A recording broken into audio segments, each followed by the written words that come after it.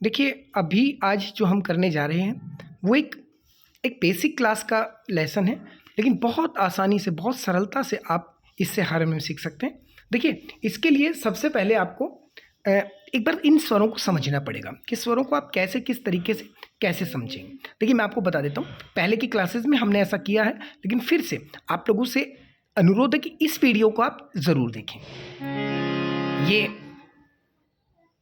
हमारे पास में ये पूरा कीबोर्ड होता है, हारमोनियम के ऊपर भी ऐसा ही होता है, और अगर आप कोई भी कीबोर्ड लेंगे तो उसके ऊपर भी आपको ऐसा ही मिलेगा। देखिए, हमने अब तक क्या प्रैक्टिस की है, सारे गामा पाधा निसा, हमें पता है साई सा, लगभग जहाँ पे शुरुआत करते हैं तो हम सा यहीं से ही लेते हैं, रे गा मा पा धा नी सा, हम यही करते आ रहे हैं अब तक। लेकिन अब थोड़ा सा समझिएगा, हमारे पास में यहाँ से लेकर यहाँ तक 12 स्वर है, ठीक है।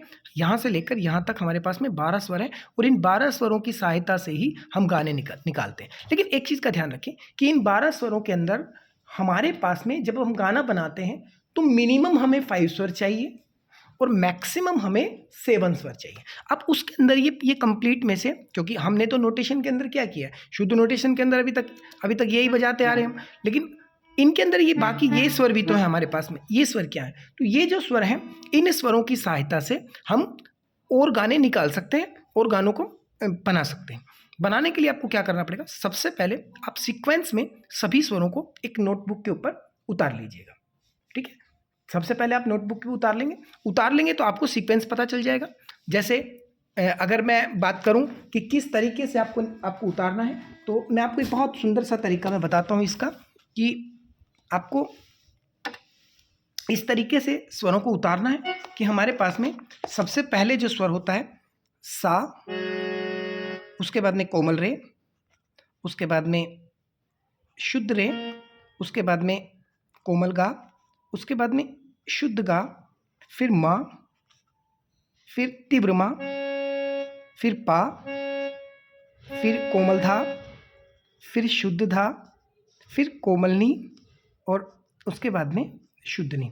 आप इसको देख लीजिएगा और आप इसको उतार भी सकते हैं। अब इसमें देखिए, हमारे पास में एक चीज़ निकल के आई है कि ये जो 12 स्वर जो यहाँ पर बने हुए हैं, जिनको हम नोटेशन के साथ में हम बजा रहे थे, वो 12 के 12 स्वर हमारे पास में यहाँ पर आ चुके हैं। अब देखिएगा इसमें कि आपको करना क्या है, यहाँ पर जो आपके पास में जो 12 स्वर हैं, उन 12 स्वरों को आप ध्यान से देखिएगा। सबसे पहले हमारे पास में यहाँ पर आता है सा, ठीक है, यहाँ पे अपन सा बजा रहे हैं। उसके बाद में आता है कोमल रे, उसके बाद में आता है शुद्ध रे, कोमल गा, शुद्ध गा, माँ, तीव्र माँ, पा, कोमल धा, शुद्ध धा, कोमलनी और शुद्धनी। ये 12 स्वर हमारे पास में कंप्लीट आ गए। अब इन 12 स्वरों को हम किस तरीके से यूज करेंगे, वो चीज़ मैटर करती है। देखिएगा, अब हम किस तरीके से इनको यूज करेंगे। सबसे पहले जब आप कोई भी गाना बजा रहे हैं, कोई भी गाना जब आप बजा रहे हैं, तो मैं आप लोगों को बताऊंगा कि किस तरह से कौन से गाने में कौन सा स्वर यूज हुआ है। 12 स्वर आपने देख लिए हैं, कोमल कौन से हैं, रे से पहले वाला कोमल है, गा से पहले वाला कोमल गा है, माँ के बाद वाला तीव्र माँ है, पा के बाद वाला कोमल धा है, धा के बाद वाला कोमल नहीं है। इस तरह से टोटल स्वर है। अब कोई भी गाना आप उठा लीजिए, जैसे भोला भाला था सीधा साधा था, मैं तो नादान था। अब यहाँ पर हमारे पास में सारे शुद्ध स्वर यूज हुए। अब तक सभी शुद्ध स्वरों का हमने यूज किया है। तो यहाँ पर कोई भी कोमल स्वर जो हमने स्टार्टिंग के अंदर जो नोटेशन की थी, वही स्वर हम यहाँ पे यूज कर रहे हैं। अभी और गाना देख लीजिए, एक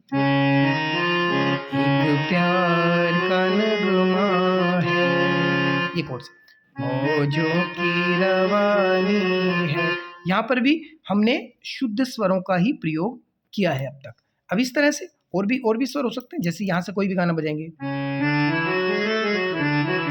तू लोग वे मैं लची रे,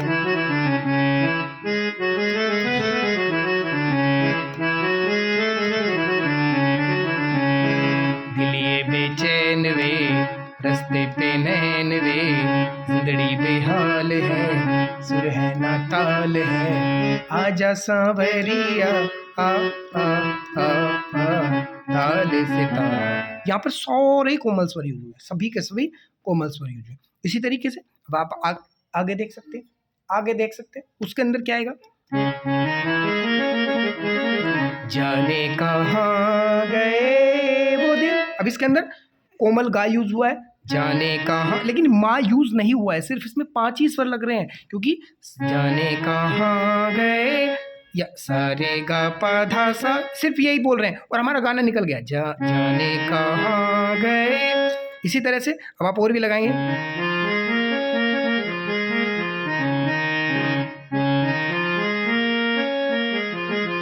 दिल करे घबरा, ये भूपाली में हो गया।